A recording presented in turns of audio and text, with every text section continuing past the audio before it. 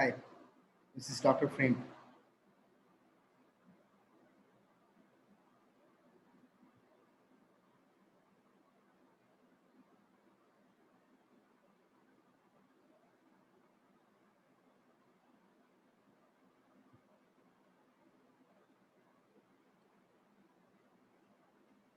Hi, this is Dr. Frame from EVMS. Uh,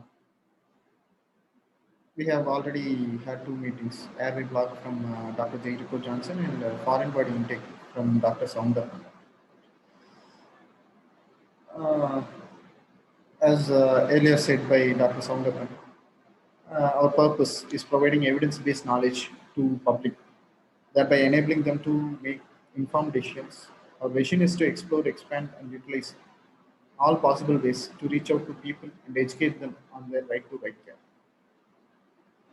So, my topic today is chemical burn in children. Let's get into the topic. There are different types of burns: thermal burns, chemical burns, radiation burns, cold burns, sun burns, electrical burns. Thermal burns na சூடுனால வருது, chemical burns na chemicalsனால, radiation burns na radiations like nuclear radiations. There are different kind of radiations. ஏதோ radiationனால வருது. Cold burns na குளிர்னால வருது, especially in northern pole, south pole, like places like Kashmir, Ladakh. Sunburns சூட்டுனால, சூரிய வெளிச்சத்தினால வர சூட்டுனால வர burns. Electrical burns current shockனால வர burns. So the thing is, children's especially பார்க்கணும் அப்படின்னா, burns are more dangerous in children's when compared to adults. ஏன்னா we have adults have thicker skin and அதுக்கு skin கீழே ஒரு ஃபேட் இருக்கும்.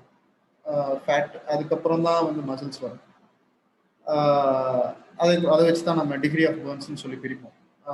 ஃபர்ஸ்ட் டிகிரினா தோலில் மேல் பகுதி மட்டும், செகண்ட் டிகிரினா ரெண்டாவது தோல் ஃபுல் பகுதி போகிறது, தேர்ட் டிகிரி பர்ன்ஸ்னா கீழே இருக்கிற சப்கியூட்டேனியஸ் டிஷ்யூன்னு சொல்லுவோம், ஃபேட் அந்த மாதிரியான விஷயங்கள் போகிறது, அண்ட் ஃபோர்த் டிகிரி பர்ன்ஸ் அப்படின்னா மசில்ஸ் வரைக்கும் போகிறது. ஸோ நம்மளுக்கு அந்த பர்ன்ஸ் ஏற்படும் போது நம்ம ஸ்கின் தாண்டி, ஃபேட் தாண்டி, சப்கியூட்டேனியஸ் டிஷ்யூ தாண்டி மசில்ஸுக்கு போகிறதுக்கெல்லாம் வந்து it will take lot of time. But குழந்தைகளுக்கு அப்படி இல்லை. Skin will be very soft and அது கீழே ஃபேட் அண்ட் சப்கியூட்டேனியஸ் டிஷ்யூங்கிறது பெருசாக இருக்காது. அதனால சீக்கிரமாக ஸ்கின்ல இருந்து டக்குன்னு போன் மசில் வரைக்கும் சீக்கிரம் போயிடும், மசில் அண்ட் போன் அதுக்கப்புறம். ஸோ அதனால குழந்தைகளுக்கு அது ரொம்ப டேஞ்சரஸ், ஏன்னா ரொம்ப சாஃப்டாக இருப்பாங்க. Then another issue is total body surface area. பர்ன்ஸை வந்து பர்சன்டேஜ் ஆஃப் பர்ன்ஸ் வந்து நம்ம கால்குலேட் பண்ணுறது டோட்டல் பாடி சர்ஃபேஸ் ஏரியா வச்சு தான் கால்குலேட் பண்ணுவோம். So in adults body surface area பெருசாக இருக்கும். ஸோ பாடி சர்ஃபேஸ் ஏரியா பெருசாக இருக்கும்போது பர்சன்டேஜ் ஆஃப் பர்ன்ஸ் அது வந்து கம்மியாக இருக்கும். ஒரு இடத்துல பட்டுச்சுன்னா அந்த 9% அப்படின்னு சொல்லுவோம், ரூல் ஆஃப் 9ன்னு சொல்லுவோம். ஸோ அந்த இடம் மட்டும்தான். பட் குழந்தைகளுக்கு அப்படி கிடையாது, இருக்கிறதே இத்தினூண்டு பாடி, ரொம்ப கம்மியான பாடி சர்ஃபேஸ் ஏரியா. ஸோ சீக்கிரம் அஃபெக்ட் ஆகிடுவாங்க. So it is more dangerous in childrens because degree of பர்ன்ஸும் அதிகமாகிடும் சீக்கிரமாக. அதே மாதிரி பாடி ஏரியா கவர் ஆகிறதும் அதிகமாக இருக்கும். கெமிக்கல் பர்ன்ஸ் அதுதான் நம்ம டாபிக். ஸோ கெமிக்கல் பர்ன்ஸ்னால் என்னன்னு முதல்ல பார்ப்போம். Chemical burns are result of exposure to various chemical substances. நிறைய கெமிக்கல் சப்ஸ்டன்சஸ் இருக்குது.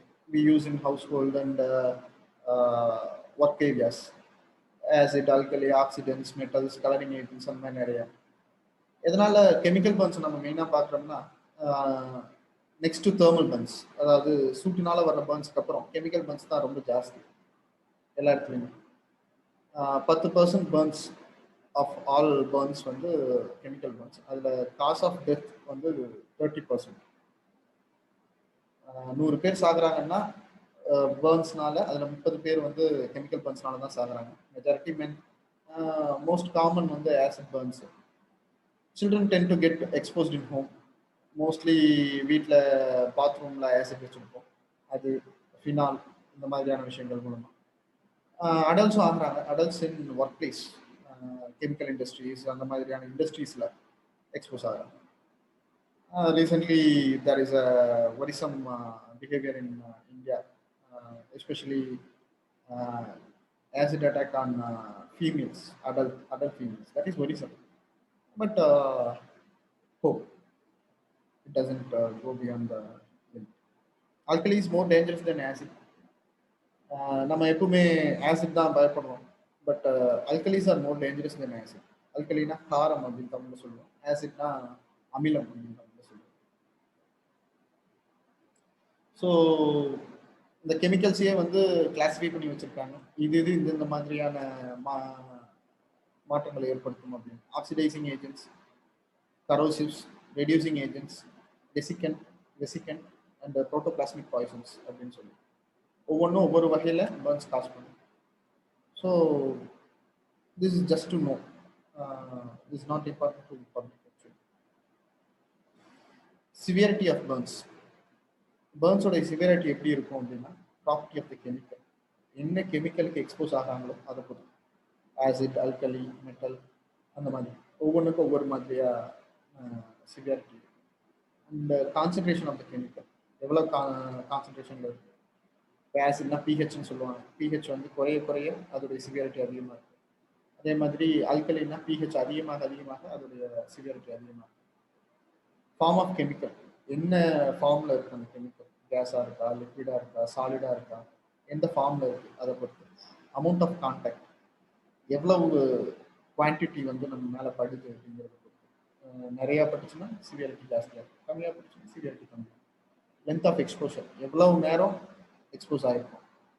ஒரு சிலர் வந்து வலிக்கி விட்டு ஆசிட்ல விழுந்துருவாங்க, ஸோ அவங்க எந்திரிக்கிறதுக்கு டைம் ஆகும். ஒரு சிலர் மேலே ஆசிட் படும், அதாவது வேற ஏதாவது யூஸ் பண்ணிட்டு இருக்கும்போது மேலே பட்டிருக்கும். ஸோ லைட்டாக படும்போது சிவியாரிட்டி கம்மியாக இருக்கும், ரொம்ப நேரம் பட்டுருக்கும்போது சிவியாரிட்டி அதிகமாக இருக்கும். லொக்கேஷன் ஆஃப் கான்டாக்ட், எந்த இடத்துல நம்ம உடம்புல படுது அப்படிங்கிறது. ஸ்கின்ல பட்டுச்சு அப்படிங்கிறது ஒன்று, நாக்கில் பட்டுச்சு அப்படிங்கிறது ஒன்று, கண்ணில் பட்டுச்சு அப்படிங்கிறது ஒன்று. ஸோ டிபெண்ட்ஸ் எந்த ஏரியாவில் படுது அப்படிங்கிறத பொறுத்து severity will change. How to prevent chemical burns, எப்பவுமே prevention is better than cure. First prevent. So எப்படி ப்ரிவென்ட் பண்ணலாம் அப்படின்னா, avoid using corrosive and dangerous chemicals in households. Mostly acid use பண்ணி பாத்ரூம் க்ளீன் பண்ணுறது இந்த மாதிரி விஷயங்கள் பண்ணுறோம், ஜஸ்ட் அவாய்ட். அந்த மாதிரியான சப்ஸ்டன்சஸ் அப்படி யூஸ் பண்ணுறீங்க அப்படின்னாலும் keep it away from childrens. ரொம்ப ஹைட்டான இடத்துலையோ குழந்தைகள் ரீச் ஆகாத இடத்துல வைக்கிறது பெட்டர். வியர் ப்ரொடெக்டிவ் கியர்ஸ், அந்த மாதிரி விஷயங்கள் யூஸ் பண்ணும்போது ப்ரொடெக்டிவ் கியர்ஸ் யூஸ் பண்ணிக்கிறது பெட்டர். ஒர்க் பிளேஸ்னாலும் சரி, ஹவுஸ் ஹோல்ட்னாலும் சரி, கைக்கு க்ளவ் போடுறது, முகத்துக்கு மாஸ்க் கட்டிக்கிறது when using acid in bathrooms and industries. அப்புறம் avoid taking childrens to the workplace which uses dangerous chemicals. நிறைய பேர் நான் பார்த்துருக்கேன், even hospital, they bring the children to hospital. We use chemicals to clean the floors. Even that can be dangerous to children. So avoid taking children to workplaces. And நிறைய பேர் வந்து chemical இண்டஸ்ட்ரீஸில் work பண்ணிட்டு குழந்தைகளை அங்கே கூட்டு போகிற பழக்கம் வச்சுருக்காங்க. So avoid that. Pre hospital approach to chemical burns அப்படின்னா, ஹாஸ்பிட்டல் போகிறதுக்கு முன்னாடி எப்படி அப்ரோச் பண்ணணும் ஒரு பர்ன்ஸ் பேஷண்ட்டை. ஃபார் எக்ஸாம்பிள், ஒரு பேஷண்ட் வந்து ஒரு இடத்துல ஆசிட் மேலே விழுந்துருச்சுன்னு வச்சுக்கோங்க, சேஃப் அப்ரோச் அப்படின்னு சொல்லி இவங்க ரெக்கமெண்ட் பண்ணுறாங்க. This is recommended by Indian government. Safe approach அப்படின்னா S for shout for help. உடனே எக்ஸ்போஸ் ஆகிட்டீங்க இல்லை எக்ஸ்போஸ் ஆகிட்டாங்க அதை நீங்கள் பார்த்துட்டீங்க அப்படின்னா ஷவுட் ஃபார் ஹெல்ப், உடனே சத்தம் போட்டு ஆட்கள் கூப்பிடுறது. Actually this is importance line of our presentation. So shout for help, சத்தம் போட்டு பக்கத்தில் இருக்கிறவங்க கூப்பிடுங்க ஹெல்ப். இந்த மாதிரி ஆசிட் விழுந்துருச்சு, மேலே ஆசிட் வந்துருச்சு, யாராவது ஹெல்ப்புக்கு வாங்க அப்படின்னு சொல்லி சத்தம் போட்டு ஹெல்ப்புக்கு கூப்பிடுறது. If no one is available, call 108 and assess the scene quickly. முதல்ல எப்பவுமே ஆசிட் விழுந்துருச்சு ஒருத்தர் மேலே அப்படின்னு தெரிஞ்ச உடனே இது நம்ம மேலன்னா ஓகே. இது வேற யார் மேலேயாவது விழுகுது நீங்க பாக்குறீங்க அப்படின்னா வேகமா போய் அவங்களை கையில பிடிக்கிறது, இந்த மாதிரியான விஷயங்கள் பண்றது இட்ஸ் நாட் அட்வைசபிள். ஏன்னா அவங்க மேல விழுந்திருக்கிறது ஆசிட், அது தொட்டிங்கன்னா உங்களுக்கு பிரச்சனை. So assess the scene quickly. சுத்தி பாருங்க, பேஷண்ட்டை சுத்தி பாருங்க. சேஃப் அப்படின்னு தெரிஞ்சதுக்கப்புறம் பக்கத்தில் போகலாம். அப்படி இல்லை அப்படின்னா use clothes to cover your hands, glove அந்த மாதிரி ஏதாவது ஒரு கவரை கைக்கு போட்டுட்டு பக்கத்தில் போகிறது நல்லது. And see free from danger of violence. அந்த ஏரியாவில் யாராவது ஆசிட் அட்டாக் அந்த மாதிரி எதுவும் பண்ணியிருக்காங்களா அப்படிங்கிறத ஃபர்ஸ்ட் அனலைஸ் பண்ணுங்க. அப்படி இல்லைங்கிற பட்சத்தில் நீங்கள் ஜஸ்ட் கோ நியர், எவாலுவேட் தி கேஷுவாலிட்டி. பக்கத்தில் போயிட்டோம், இப்போ அடுத்து பக்கத்தில் போயிட்டோம் அப்படின்னா கேஷுவாலிட்டி எவாலுவேட் பண்ணுறோம். பேஷண்ட்டுடைய கண்டிஷன் எப்படி இருக்குது அப்படிங்கிறது பக்கத்தில் இருந்து பாருங்க. பார்த்துட்டு எந்த அளவுக்கு ஆசிட் பட்டிருக்கு என்னங்கிறத பார்த்துட்டு அதுக்கப்புறம் will proceed to the next. This is the approach, pre hospital approach, safe approach. Shout for help, assess the scene quickly, free from danger of violence, E for evaluation of the casualty. So எப்படி chemical பர்ன்ஸை நம்ம இது பண்ணுவோம், நம்ம மேலே விழுந்துட்டாலும் சரி, குழந்தைங்க மேலே விழுந்துட்டாலும் சரி, first immediately move the victim from the accident area. அந்த ஏரியாவிலேருந்து ஃபர்ஸ்ட் மூவ் பண்ணி கொண்டு வந்துடும். ஏன்னா அந்த ஏரியாவில் இருக்கும்போது திருப்பி திருப்பி எக்ஸ்போஸ் ஆகிறதுக்கான சான்சஸ் இருக்கு. First protect yourself, use protective gears, இப்போ பாசிபிள் மாஸ்க்கு, க்ளவ் இருந்ததுன்னா அது, இல்லை அப்படின்னா cover your arms with clothes அல்லது பிளாஸ்டிக்ல ரப்பர்ல ஏதாவது இருக்கு அப்படின்னா கவர் பண்ணிட்டு remove the take off the clothes. And if possible the person is able to do it, ask them to remove the clothes. Jewels ஏதாவது இருக்கு அப்படின்னா அதே ரிமூவ் பண்ணிக்கலாம். ஃபர்ஸ்ட் அந்த நம்ம மேலே பட்டிருக்கிற ஆசிட்ல இருந்து நம்மளை பிரிச்சுக்கணும். So take off any contaminated clothing, leave the accident area first, take off any contaminated clothing, then remove any foreign objects from the affected body part. அப்படின்னா லிக்விடாக மட்டும் இருக்கணுங்கிற அவசியம் இல்லை, சாலிடாகவும் இருக்கலாம். ஸோ சாலிடாக இருக்குது அப்படின்னா சாலிடாக இருக்கிறத மேலேருந்து உடம்புல தட்டி விடணும்னா கையில் தொட்டு தட்டணுங்கிற அவசியம் இல்லை. ப்ரஷ் மாதிரியோ விசே நோ டச் டெக்னிக் அப்படின்னு சொல்லுவோம். நோ டச் டெக்னிக்னா தொடாமையை, பேஷண்ட்டை தொடாமல் மேலே இருக்கிறத தள்ளுறது. ஸோ ஒரு துணி இருக்குது அப்படின்னா துணியை வச்சு தட்டி விடுறது, ஒரு ப்ரஷ் இருக்குது அப்படின்னா ப்ரஷ் வச்சு தட்டி விடுறது. அந்த மாதிரி உடம்புல இருக்கிற சாலிட் பார்ட்டிகிள்ஸ், ஃபாரின் பாடிஸை ஃபஸ்ட்டு தட்டி விட்டு ரிமூவ் பண்ணும். Then comes the important thing, flush the affected body part with water for at least 20 minutes. தண்ணி வச்சு எந்த இடத்துல பட்டிருக்கோ அதை கழுவும், அட்லீஸ்ட் 20 minutes கழுவும்.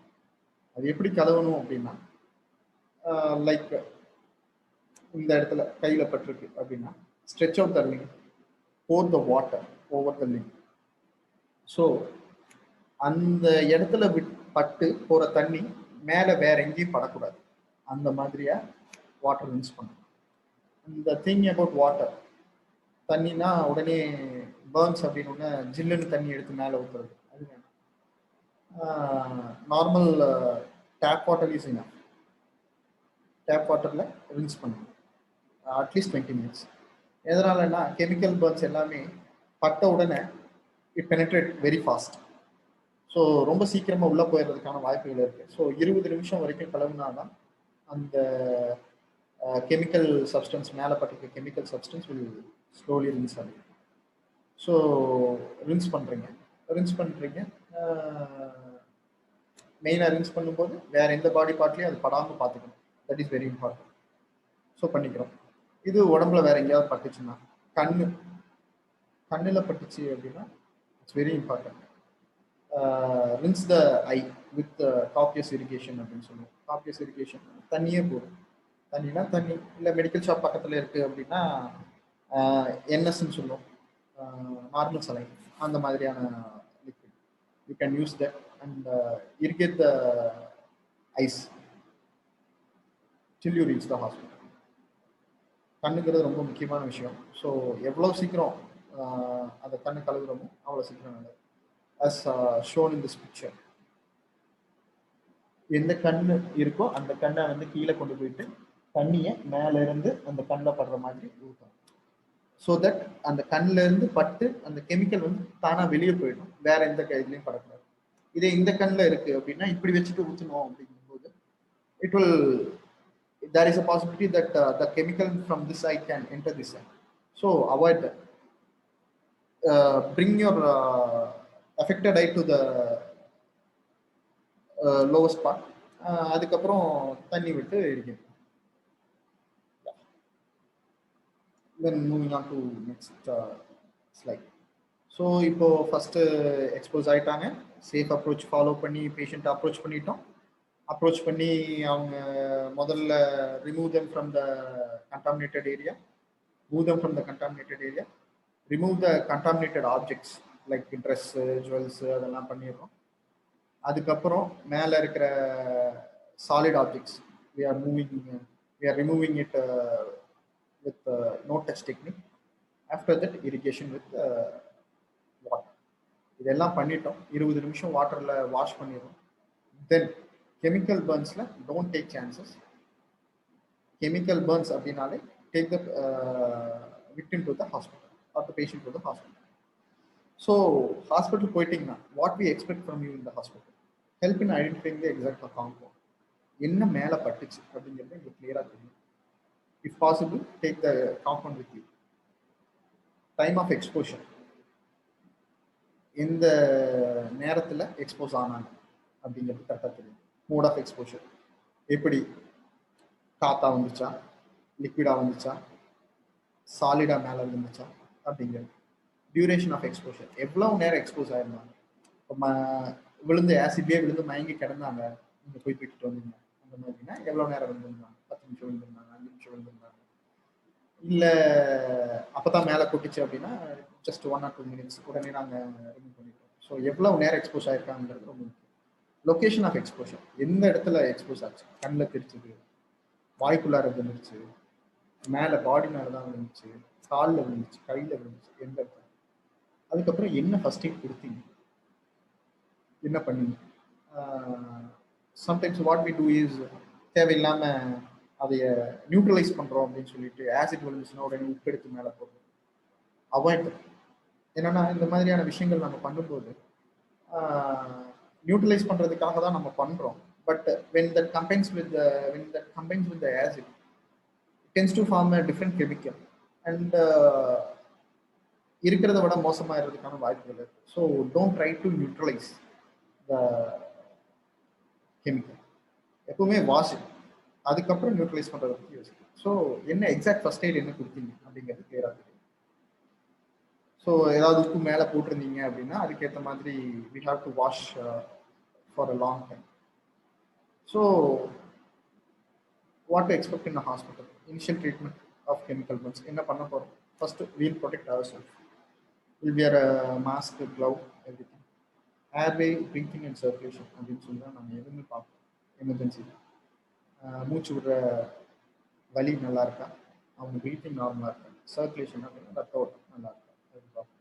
ரேபிட் ஹிஸ்ட்ரி, அதாவது நாங்கள் முதல்ல சொல்லியிருந்தோம் இல்லைங்களா, ஒரு 5 point like help in identifying the compound, time of exposure, mode of exposure, duration of exposure, location of exposure, exact first aid given. So இந்த ஹிஸ்ட்ரியை வேகமாக கேட்டுக்கலாம். ஜெனரல் பிரின்சிபல் ஆஃப் மேனேஜ்மெண்ட் வந்து ரிமூவல் ஆஃப் கெமிக்கல். முதல்ல chemical remove பண்ணணும். நீங்கள் அப்படி ஏதாவது ட்ரெஸ் ரிமூவ் பண்ணாமையோ அல்லது ஜுவல்ஸ் ரிமூவ் பண்ணாமையோ இருந்தீங்கன்னா வி டூ தட் ஃபர்ஸ்ட். உடம்புல இருக்கிற கெமிக்கல் எக்ஸ்போஸ்டு திங்ஸை ஃபர்ஸ்ட் ரிமூவ் பண்ணணும். அதுக்கப்புறம் initially residues or dust should be brush off the body. அதான் நான் சொன்ன மாதிரி ப்ரஷ் வச்சோ, நாங்கள் க்ளவ் போட்டிருக்கோம் usually. So we remove it using forceps. அந்த மாதிரியான விஷயங்கள் வச்சு ஃபஸ்ட்டு சாலிடாக இருக்கிற திங்ஸ் மூவ் பண்ணுவோம். Then will irrigate. Irrigation should be then perform with warm water under tap. So warm வாட்டர்னா சூடாகவும் இருக்கணும்னு அவசியம் இல்லை, ரொம்ப கூலாக இருக்கணும்னு அவசியம் இல்லை. லூக் வார்ம் வாட்டர்னு சொல்லுவோம், லூக் வார்ம் டெம்பரேச்சர்னு சொல்லுவோம். அந்த மாதிரியான டெம்பரேச்சர் இல்லை normal tap water is enough. We used to irrigate it with tap water for at least 20 minutes. அப்புறம் கம்ப்ளீட் wound எவாலுவேஷன், wound எப்படி இருக்கு, எவ்வளவு டீப்பா இருக்கு அப்படிங்கிறத கம்ப்ளீட்டா எவாலுவேட் பண்ணணும். Then after washing, after giving a wound examination, then we will go for further things. So எப்பவுமே கெமிக்கல் wounds பொறுத்த அளவு நாங்கள் எப்பவுமே சீரியஸாக தான் எடுத்துப்போம். ஏன்னா மற்ற பேர்ன்ஸ் எல்லாமே பட்ட இடத்தோட சரி, but chemical burns ten to penetrate deep. So அதே மாதிரி ஆல்கலிஸ் ஆர் மோர் டேஞ்சரஸ்ன்னு நான் முதல்ல சொல்லியிருந்தேன். எதனால அப்படின்னா லிக்விஃபிகேஷன் நெக்ரோசிஸ் அப்படின்னு சொல்லுவோம். அதாவது ஒரு கைண்ட் ஆஃப் டிஷ்யூ டெத். நெக்ரோசிஸ்ங்கிறது ஒரு kind of tissue death. So liquefaction நெக்ரோசிஸ்ங்கிற ஒரு ப்ராசஸ் அங்கே ஏற்படும். அது ஏற்பட்டு ரொம்ப டீப்பாக போய்கிட்டே இருக்கும். Even after washing the alkali from the body, அல்கலியோ ஆசிடோ எதுனாலும் சரி, அந்த பாடியிலிருந்து வாஷ் பண்ணதுக்கு அப்புறமும் அந்த நெக்ரோசிஸ் ஏற்பட்டு இருக்கிறதுக்கான வாய்ப்புகள் இருக்கு. So we regularly observe the and we monitor washing. ஏதாவது மோசமாகுதா, உண்டு இன்னும் டீப்பாக போகுதா அப்படிங்கிறத வி மானிட்டர். அப்புறம் ஏதாவது கொப்பளம் மாதிரி வந்துருந்துச்சு அப்படின்னா அதைய க்ளீன் பண்ணிடுவோம். நான் வயபிள் டிஷ்யூஸ், டெட் டிஷ்யூஸ் இருக்கு, நெக்ரோஸ்ட் ஆகி செத்து போன டிஷ்யூஸ் அப்படின்னு சொல்லுவோம். அப்படி இருக்கிறது எல்லாத்தையும் we remove early as possible. ஏன்னா அது இருந்துச்சுன்னா it will further increase the infection, cause of chances of infection. அதுக்கப்புறம் பேர்ன்ஸ்னால வரக்கூடிய ஒரு சில விஷயங்கள் இருக்கு. Metabolic changes, electrolyte changes, hypothermia அப்படின்னு சொல்லுவோம். மெட்டபாலிக் சேஞ்சஸ்னா உடம்புல இருக்கிற மெட்டபாலிசமே மாறுறதுக்கான சான்சஸ் இருக்கு. ஸோ அந்த சேஞ்சஸ், எலக்ட்ரோலைட்னா பொட்டாசியம் அதிகமாகிறதுக்கான சான்சஸ் இருக்கு. ஸோ அதை கரெக்ட் பண்ணுறது. சோடியம் கம்மியாகிறதுக்கான சான்சஸ் இருக்கு. டீஹைட்ரேஷன் ஆகிறதுக்கு சான்சஸ் இருக்குது. அது டைரி ஃபில்ஸ் கொடுக்கும். ஹைப்போதெர்மியா அப்படின்னு குளிர் நடுக்கம் அந்த மாதிரி வர்றதுக்கான சான்சஸ் இருக்குது. அதை குறைக்கும். அப்புறம் மெயினாக pain killers. They'll be severe pain, பயங்கர பெயின் இருக்கும். So adequate pain killers will be provided. So this is what we do in the hospital.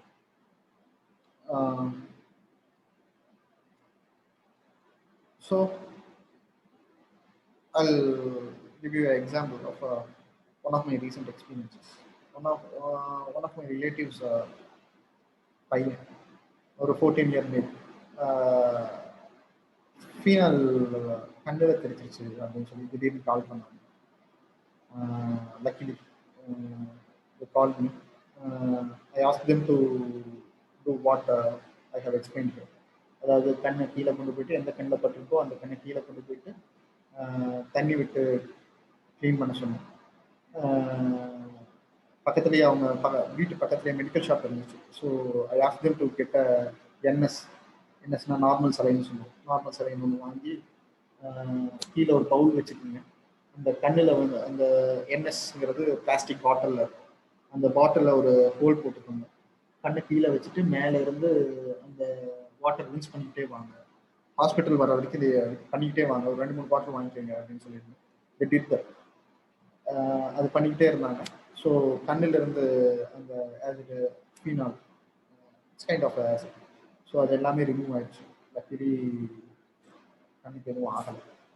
So அதுக்கப்புறம் என்ன பண்ணுவாங்க அப்படின்னா, கண்ணில் பொறுத்தளவு லிட்மஸ் பேப்பர்னு இருக்கும். அதை வச்சு கண்ணில் இருக்கிற pH செக் பண்ணிகிட்டே இருப்பாங்க எவ்ரி 15 to 30 minutes.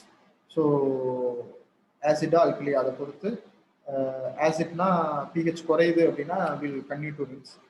அல்கலினா pH அதிகமாகுதுன்னா will continue to rinse. If it's maintaining around 7 to 7.2, then it's good. After rinsing for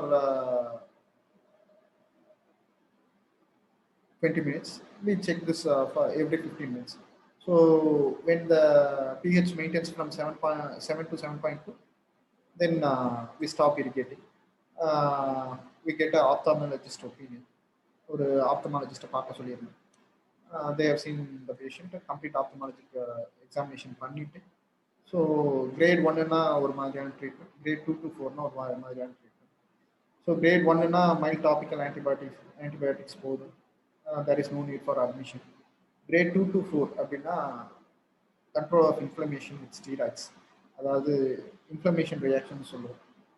நம்ம கையில் அடிபட்டதுன்னு எப்படி செவக்குது அந்த மாதிரி கண்ணில் அடிபடும் போது அங்கேயும் இன்ஃப்ளமேட்டரி ரியாக்ஷன்ஸ் நடக்கும்.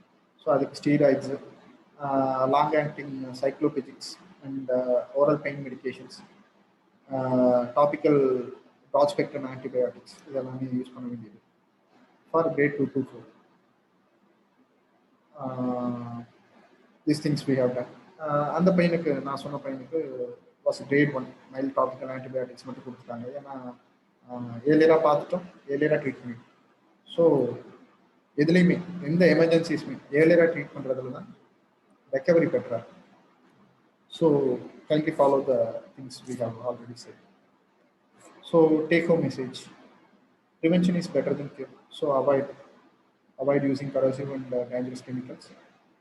குழந்தைகளுக்கு ரீச் ஆகிற இடத்துல விட்ட வேண்டாம். Then avoid exposure to dangerous chemical in household. நம்ம முதலே சொன்னோம். ஆஃப்டர் எக்ஸ்போஸ் ஆகிட்டாங்க அப்படின்னு தெரிஞ்சுன்னா follow safe approach on exposure. அதாவது ஷவுட் அவுட் ஃபார் சவுண்டு முதலே சொல்லியிருந்தோம் இல்லைங்களா, அந்த சேஃப் அப்ரோச் ஃபாலோ பண்ணி பேரியர் ப்ரிகாஷன்ஸ் யூஸ் பண்ணி. பேரியர் ப்ரிகாஷன்ஸ்னால் gloves, mask. when you approach the victim, use that. Removal of solid chemical from exposed area. அது எடுத்த உடனே சாலிட் கெமிக்கல்ஸை ரிமூவ் பண்ணணும். எதனால் இந்த சாலிட் கெமிக்கல்ஸை ரிமூவ் பண்ணுங்கிறத ஸ்ட்ரெஸ் பண்ணுறோம் அப்படின்னா, there are some things like metals and dry lime. இதில் எல்லாம் வந்து மேலே இருக்கும்போது நேராக தண்ணியை ஊற்றணும் அப்படின்னா they tend to form dangerous chemicals with water. Like சுண்ணாம்பில் தண்ணி ஊற்றுறோம்னு வச்சுக்கோங்க, சுண்ணாம்பு மேலே பட்டு தண்ணி ஊற்றுறோம் அப்படின்னா tend to form dangerous alkali. So அந்த அல்கலி ஃபார்ம் ஆகி கால்சியம் ஹைட்ராக்சைடு அப்படின்னு சொல்லி ஒரு அல்கலி ஃபார்ம் ஆகும். So it tend to cause burn. So அதனால அதை தட்டி விட்டுட்டு தென் வாஷ் இட். ஸோ அதுக்காக தான் இவ்வளோ ஸ்ட்ரெஸ் பண்ணுறேன். சாலிட் பார்ட்டிகல்ஸ் மேலே இருக்குது அப்படின்னா ரிமூவ் இட் ஃபர்ஸ்ட். அதுக்கப்புறம் irrigation of exposed area with water for 20 minutes. இதெல்லாம் பண்ணிட்டோம். அடுத்த பேஷண்ட் ஹாஸ்பிட்டலுக்கு கூப்பிட்டு போகணும். அப்படியே காயத்தோட கூப்பிட்டு போகலாமா? No. Loosely cover the exposed area with dry or clean gauze or cloth while transferring to the hospital. This is what we are going to do. Okay? Just take home message, take it into your head, follow. Please like, share and subscribe the video.